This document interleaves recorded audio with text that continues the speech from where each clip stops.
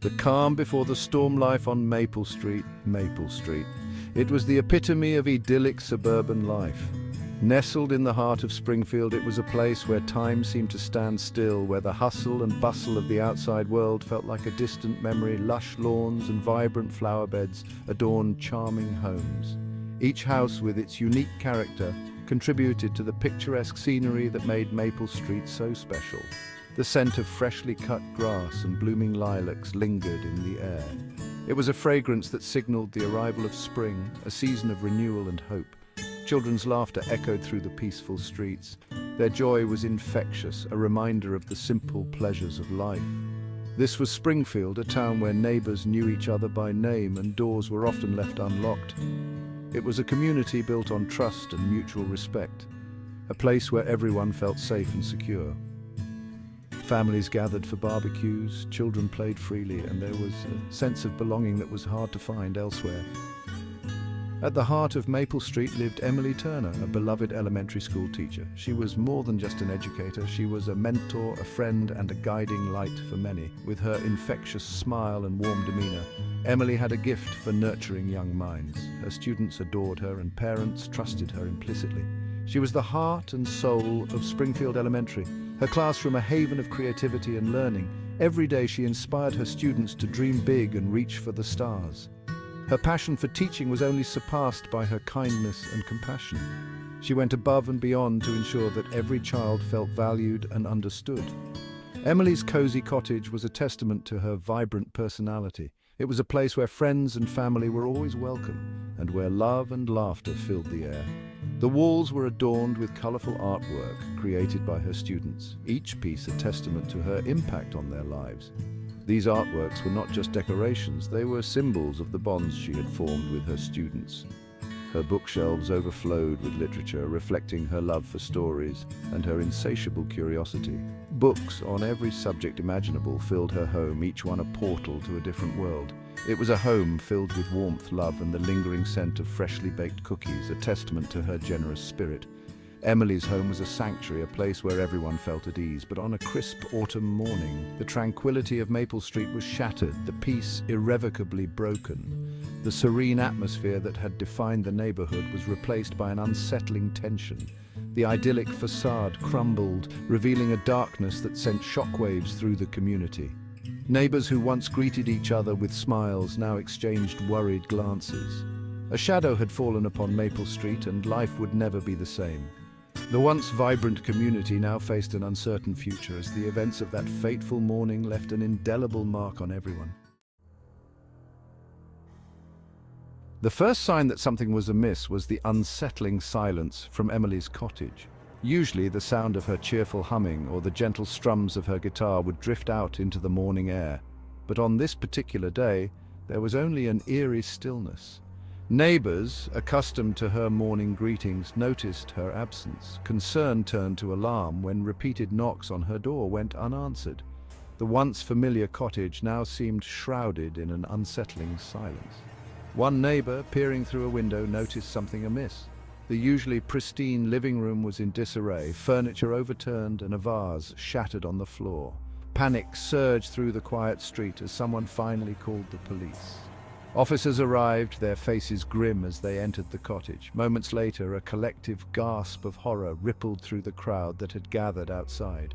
Emily Turner, the beloved teacher, the heart of Maple Street, was found dead in her own home. The weight of the investigation fell upon my shoulders. As a seasoned investigator known for my sharp mind and unwavering determination, this case shook me to my core. The senselessness of Emily Turner's murder left me with a heavy heart. Harris meticulously surveyed the crime scene. Every detail, no matter how small, was scrutinized. The overturned furniture, the shattered vase, the subtle signs of a struggle, all were pieces of a tragic puzzle he needed to solve. The lack of forced entry suggested a chilling possibility. Emily knew her attacker. Interviews with neighbors painted a picture of Emily as a beloved figure in the community. No one could recall seeing her argue with anyone, let alone become the victim of such a heinous crime. The mystery deepened, leaving me with more questions than answers. As days turned into nights, Harris and his team worked tirelessly, determined to bring Emily's killer to justice. They followed every lead, however tenuous, hoping for a breakthrough.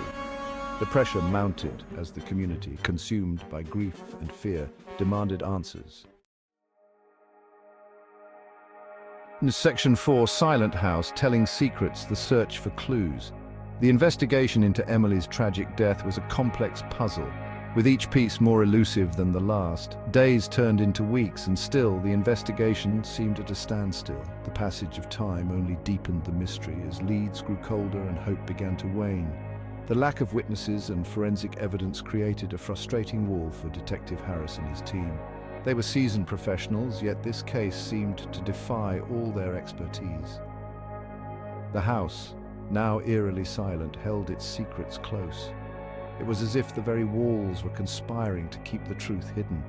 Each room seemed to whisper of Emily's absence, a constant reminder of the life tragically cut short. Her belongings, left untouched, painted a poignant picture of a life interrupted. Forensic specialists meticulously combed through every inch of the cottage. They knew that even the smallest detail could be the key to unlocking the mystery. They dusted for fingerprints, analyzed fibers, and searched for any trace of DNA that might lead them to the perpetrator. Every test, every analysis was a step closer to the truth. Every drawer was emptied, every piece of furniture examined, every floorboard scrutinized. The team left no stone unturned in their quest for answers. The investigation extended beyond the walls of Emily's home. The detectives knew that the key to solving the case might lie in the community. Detectives canvassed the neighborhood, interviewing residents, shopkeepers, and anyone who might have seen something unusual in the days leading up to the murder. They hoped that someone, somewhere, had seen or heard something that could provide a breakthrough. They hoped to uncover a clue, however small, that could break the case open. Each interview, each conversation was a potential lead. The pressure mounted with each passing day. The weight of the unsolved case bore heavily on the detectives as they felt the eyes of the community upon them. The community, shrouded in a blanket of grief and fear, grew impatient for answers. They gathered in town hall meetings, held candlelight vigils, and demanded justice for Emily. They wanted justice for Emily, a resolution to the nightmare that had invaded their peaceful town. The community's determination fueled the detectives' resolve as they continued their relentless search for clues. Section 5, Whispers from the Past. Emily's diary unlocks a mystery. Just when the trail seemed to have gone cold, a glimmer of hope emerged from an unexpected source.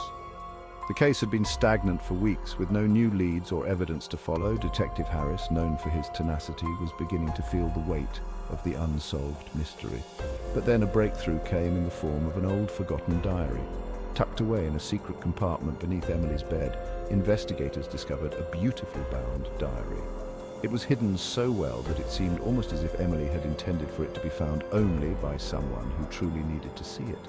The diary's cover was worn, indicating it had been used frequently, and the pages inside held secrets that had been kept for far too long. Its pages held the key to unlocking the mystery that had gripped Maple Street. Each entry was a window into Emily's world, revealing her innermost thoughts and experiences. The diary was more than just a collection of memories. It was a testament to her life and the struggles she faced. Emily, an avid writer, had chronicled her thoughts, dreams, and fears within the diary's worn pages. She wrote with a raw honesty that was both captivating and heartbreaking. Her words painted a vivid picture of her life, her hopes, and the shadows that loomed over her. As Detective Harris carefully turned each page, a disturbing pattern began to emerge. The entries were not just random musings, they were a detailed account of a sinister presence in Emily's life. The more he read, the clearer it became that Emily had been living in fear. Entries detailed a series of encounters with a man named Mark Wilson, a local mechanic known for his volatile temper. Emily's descriptions of Mark were chilling, painting him as a man who was both unpredictable and dangerous. She recounted numerous instances where his behavior had crossed the line from merely unsettling to outright threatening. The diary entries painted a chilling picture of harassment and escalating threats. Emily's words conveyed a sense of dread that seemed to grow with each passing day. She documented every encounter with Mark, noting how his actions became more aggressive and his threats more explicit. Emily wrote of her growing fear of Mark, his obsessive behavior, and the unsettling feeling that she was being watched.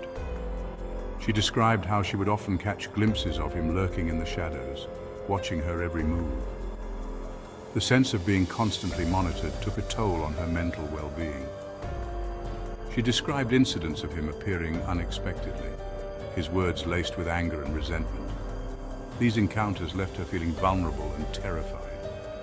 Emily's diary entries were a cry for help, a desperate attempt to document the terror she was experiencing. With renewed determination, Detective Harris turned his attention to Mark Wilson.